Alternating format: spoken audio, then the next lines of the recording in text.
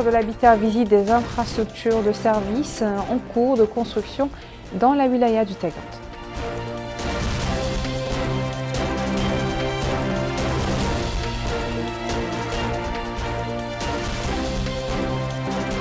La ministre de l'Environnement tient une réunion avec les habitants de Sidi Babi pour les sensibiliser sur la nécessité de protéger les pâturages des incendies.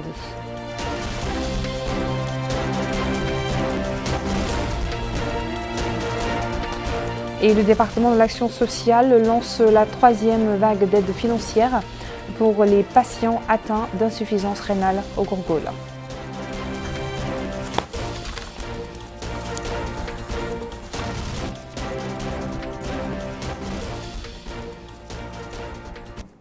Bonsoir et merci de vous joindre à nous pour ce journal. Le ministre de l'Habitat, de l'Urbanisme et de l'Aménagement du Territoire, Sid Ahmed Mohamed, a visité hier des infrastructures de services en cours de construction au niveau de la wilaya du Tagant. Au cours de cette visite, le ministre a pu constater sur le terrain le niveau d'avancement des travaux de construction du tribunal de Moudjeria et de l'hôpital de Tijija ainsi que des établissements scolaires dans les villes de Beika, Ngavan, Limlan et Lehouitat. Bokar Belaba nous en dit plus. Un nouvel hôpital régional est en chantier dans la ville de Tijija. C'est là où le ministre de l'Habitat, de l'Urbanisme et de l'Aménagement du Territoire, Sid Ahmed Mohamed, a débuté sa série de visites. Et sur les lieux, il a été édifié sur l'état d'avancement des travaux. Et c'était en présence du Wali du Tagant, Tayyiboul Mohamed Mahmoud. Autre structure visitée par le ministre, il s'agit du lycée de Moudjeria, l'école numéro 1 à Nebeik, l'école Adala, le lycée Igevan et une école à Nimlan et certains établissements scolaires dans la ville de Tijija.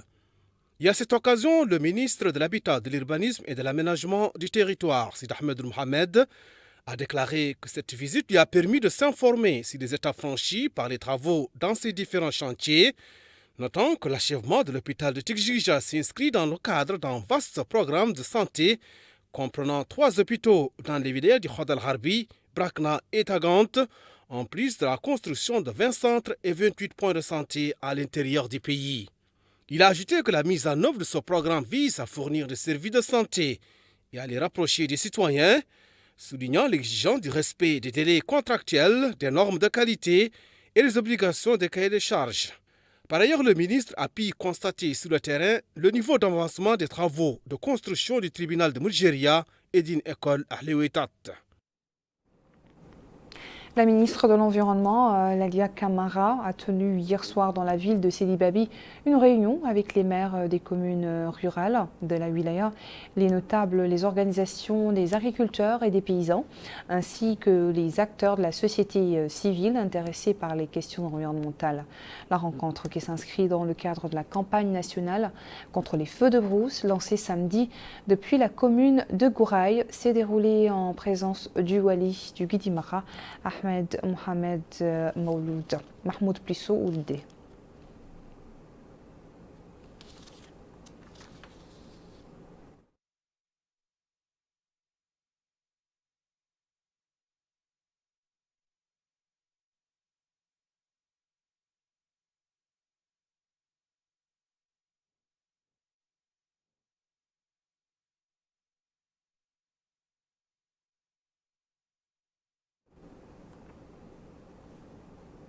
Au cours de cette rencontre, la ministre Laila Camara a fait une déclaration que je vous invite à suivre.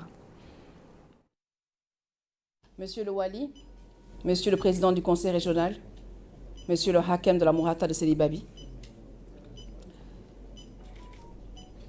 Monsieur le maire de Sidi Babi qui n'a pas pu se rejoindre à nous, Monsieur le Président des maires de l'association des communes du Guidimara, Mesdames et Messieurs les maires du Guidimara, distingués invités, Mesdames et Messieurs, c'est pour moi un honneur et un réel plaisir de procéder aujourd'hui à l'ouverture solennelle de cet atelier de sensibilisation des maires sur l'importance de l'intégration de la protection de l'environnement dans leur mission à travers la mise en place des associations de gestion locale et collective, communément appelées AGLC. Je voudrais avant tout souhaiter la bienvenue dans cet atelier à vous tous. Et je profite également de cette occasion pour remercier tout un chacun ici présent pour avoir momentanément interrompu ses occupations de tous les jours pour répondre à notre invitation à participer à cet atelier.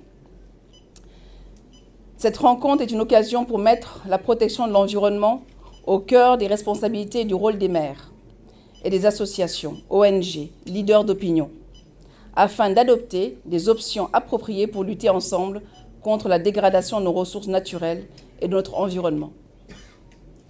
Mesdames et messieurs, le gouvernement soucieux des enjeux environnementaux œuvre pour l'exécution du programme Tahoudati de son Excellence le Président de la République, M. Mohamed Cheikh Ould Cheikh El Ghazouani, qui a mis au cœur de ses engagements la protection de l'environnement et l'accompagnement, l'assistance, le soutien de nos populations pour une adaptation réussie face aux défis que posent les changements climatiques.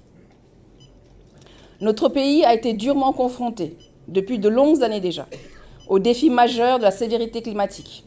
Nous avons tous vu l'alternance entre les sécheresses et les inondations et les températures excessives que nous vivons aujourd'hui, occasionnant une sédentarisation anarchique de nos populations en forte croissance et une déforestation toujours plus accrue. En effet, ces deux phénomènes ont provoqué la dégradation de la couverture végétale et ont exposé les sols à l'érosion hydrique et éolienne, et ces phénomènes naturels auxquels s'ajoutent les actions de l'homme nous font assister à une forte dégradation des écosystèmes et à des écosystèmes d'une grande importance pour l'environnement, la génétique, l'économie et les bénéfices que les populations tirent de leur utilisation.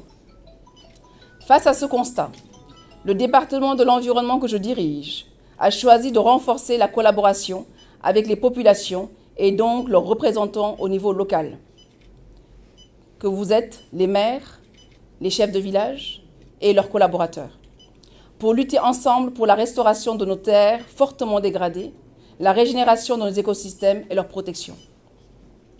Cette approche décentralisée de la gestion de nos ressources naturelles passe par la mise en place de dispositifs au niveau local, tels que les AGLC, qui ont fait leurs preuves sur les 20 dernières années. Pour redynamiser cette approche qui a vu le jour au début des années 2000, le ministère de l'Environnement entend appuyer et accompagner les maires pour la mise en place de ces associations. C'est dans ce cadre que nous organisons aujourd'hui cet important atelier pour informer les maires du Guili-Mara sur l'importance de l'intégration de la protection de l'environnement dans leur mission. Également pour mieux leur faire comprendre ce qu'est une AGLC et son intérêt et leur rappeler le rôle des maires dans la création et l'accompagnement des AGLC.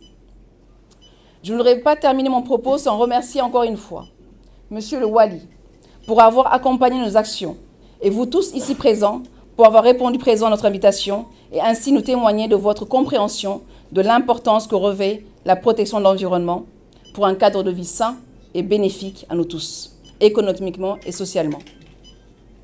Je tiens également à remercier la GIZ qui a pu nous envoyer des personnes qui sont ici présentes et qui a répondu présent, gage de son engagement aux côtés des populations mauritaniennes.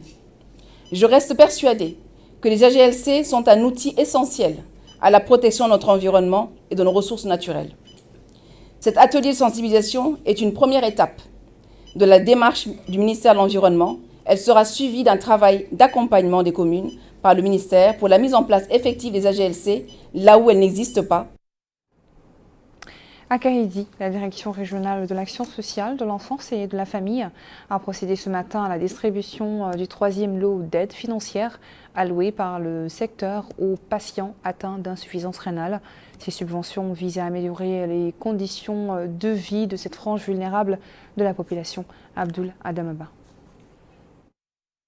La direction régionale de l'action sociale de l'enfance et de la famille de la wilaya du Gourgoul appuie les patients victimes d'insuffisance rénale au sein du centre hospitalier de la ville de Kaidi. Il s'agit ainsi de la 3e tranche de l'appui financier. La distribution de cette aide financière cette année s'est tenue au sein de la direction régionale de l'action sociale de l'enfance et de la famille de la wilaya du Gourgoul. La directrice régionale de l'action sociale de l'enfance et de la famille a souligné qu'il s'agit de la 3e tranche dont les récipiendaires ont eu à bénéficier. Elle a par ailleurs déclaré que le président de la République accorde accorde une attention particulière aux couches démunies de la société. Les patients ont tour à tour exprimé leur satisfaction pour cet appui de la part de l'État. Ils ont aussi souligné que cela leur aide dans le cadre de leur traitement particulièrement difficile au vu du coût élevé des médicaments. Sans cet appui conséquent, souligne-t-il, il est difficile de se procurer ce traitement pour une somme de l'ordre de 15 000 voire 20 000 ouïas par semaine. Dans la wilaya de la Sabah, c'est l'organisation Kordak qui a organisé hier à Kifa, en coopération avec le Fonds national des Nations Unies pour la population et l'organisation de promotion de la famille, une soirée de sensibilisation sur les pratiques et comportements néfastes pour les femmes et les filles. Au cours de cette rencontre, le conseiller du Wali de la Sabah, chargé des affaires administratives et juridiques, Mohamed Sedazi, a loué l'organisation de telles campagnes de sensibilisation intensive qui traitent de telles pratiques négatives relevant des violences faites aux femmes. Il souligne par ailleurs les efforts des pouvoirs publics visant à éliminer ce phénomène d'ici 2030. Zainabou Sidina, présidente de l'organisation Kordak, a expliqué quant à elle les risques sanitaires, psychologiques et sociaux de ce phénomène, appelant la société civile à redoubler ses efforts de sensibilisation pour le combattre. Au Brakna, c'est l'antenne de la Ligue musulmane mondiale en Mauritanie qui a lancé aujourd'hui à Bogué une opération de distribution de paniers alimentaires au profit des familles touchées par les pluies de cet automne. Abdullah Damaba. 1000 familles de la Moukhata de Bogué bénéficient de cette aide comprenant principalement du riz, de l'huile, du sucre. Cet appui est l'œuvre de la Ligue islamique mondiale afin d'appuyer les habitants de cette Moukhata qui ont été impactés à la suite des dernières inondations qui ont eu lieu sur place. Ce soutien rentre dans le cadre des interventions d'urgence de la Ligue islamique pour assister ceux qui sont victimes des inondations. Cette distribution a été supervisée par le hakim de la Moukhata de Bogué. Ce responsable de la Ligue islamique mondiale a affirmé que cette intervention est au profit de 1000 résidus au sein de la Moukhata de Bogué. Elle a par ailleurs apprécié la collaboration des responsables administratifs locaux. Le maire de Bogué a ensuite exprimé toute sa satisfaction pour ce soutien au profit des habitants de la Moukhata de Bogué. Et dans la commune d'Elmina, à Nouakchott, une campagne de nettoyage des rues principales du marché aux légumes a été lancée ce matin. Des dizaines de jeunes affiliés aux organisations de la société civile actives dans la commune ont participé à cette activité. Bokar là-bas. Grande opération de nettoyage des allées du marché d'Elmina. L'initiative est portée par un mouvement associatif en collaboration avec les autorités communales. Cette opération est l'expression d'une conscience collective autour des questions environnementales et sanitaires. L'objectif est de restaurer la propreté et l'attrait des espaces. Munis de gants, de balais et de sacs poubelles, ils ont travaillé pour ramasser les déchets, balayer les allées et désengorger les lieux. Pour le maire de la commune d'Elmina, Moussaoul Abdallahi, cette opération de nettoyage est d'une grande importance pour ce marché en tant que centre vital de la vie urbaine. Il a rappelé que ces espaces doivent être maintenus propres, indiquant que cette action a permis de désengorger les allées du marché. En somme, cette opération est initiée pour s'inscrire dans la durée afin de préserver la propreté du lieu où les habitants sont mobilisés et conscientisés sur leur rôle central dans cette opération de nettoyage. La délégation régionale de la culture, de la jeunesse, des sports et des relations avec le Parlement au niveau de la wilaya de Nouakchott Sud a abrité hier soir un colloque intitulé « L'art architectural au pays de Chinguitti » organisé par le Haut Comité en charge de la célébration de Nouakchott, capitale de la culture du monde islamique 2023. Ce colloque est en coopération avec l'association Jabr El Khawatir. Une activité animée par plusieurs professeurs qui ont abondé sur le sujet sous ses différents angles, en présence d'un groupe de personnes intéressées par la culture et le patrimoine.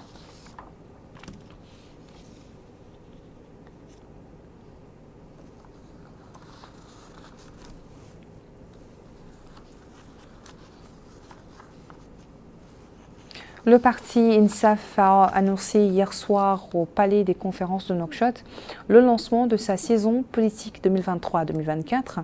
Le président du parti, Mohamed Melaine Eyi, a expliqué dans un discours prononcé à cette occasion que la saison politique de cette année, marquée par la fin prochaine du mandat du président de la République, Mohamed Chérif El Ghazouani, verra un changement qualitatif dans divers domaines de la formation et de l'encadrement du parti. Le président du parti a passé en revue les résultats du premier mandat du président de la République. Il a en outre salué le pacte républicain que le parti a signé avec le Rassemblement des forces démocratiques, RFD, et l'Union des forces du progrès, UFP, appelant tous les partis politiques à adhérer à ce pacte. À cette occasion, le parti INSAF a dénoncé la brutale agression israélienne contre Gaza, appelant l'assistance à prier pour les âmes des martyrs de cette agression, soulignant que la question palestinienne est celle de tous les Mauritaniens. Et nous refermons ce journal par une page sport pour évoquer plutôt le tournoi national de tir à la cible traditionnel qui se poursuit dans la capitale économique, Nouadhibou. Un contexte de compétition positive entre les différentes équipes participantes. Abdullah Damaba. 18 clubs de tir à la cible traditionnelle participent à ce tournoi organisé au sein de la capitale économique du pays. Il s'agit d'une compétition qui regroupe les différents clubs de tir à la cible de toutes les wilayas du pays. Ce tournoi est dédié au défunt Cheikh Ould El-Amin pour son œuvre dans la propagation de cette discipline. Les têtes de liste des équipes représentant les différentes wilayas à ce tournoi ont tour à tour apprécié l'ambiance qui règne durant cette compétition. Ils ont aussi affirmé l'utilité de ce tournoi qui, disent-ils, est principalement considéré comme une compétition sportive reflétant la culture du pays, mais il reste que la tenue de ce tournoi à Nouadhibou est un vecteur de développement économique avec l'affluence et les différents clubs qui viennent dans le cadre de ce tournoi. Ces derniers vont, disent-ils, contribuer à l'activité économique locale. Voilà, c'est la fin de notre édition. Merci à vous de nous avoir suivis. Le rappel des principaux titres. Le ministre de l'Habitat visite des infrastructures de services en cours de construction dans la wilaya du Tagant.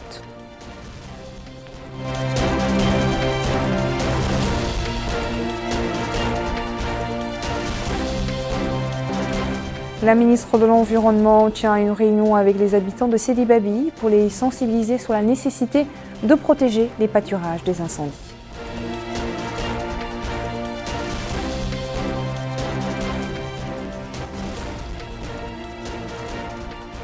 Et le département de l'action sociale qui lance la 3e phase d'aide financière pour les patients atteints d'insuffisance rénale au Gourgoula.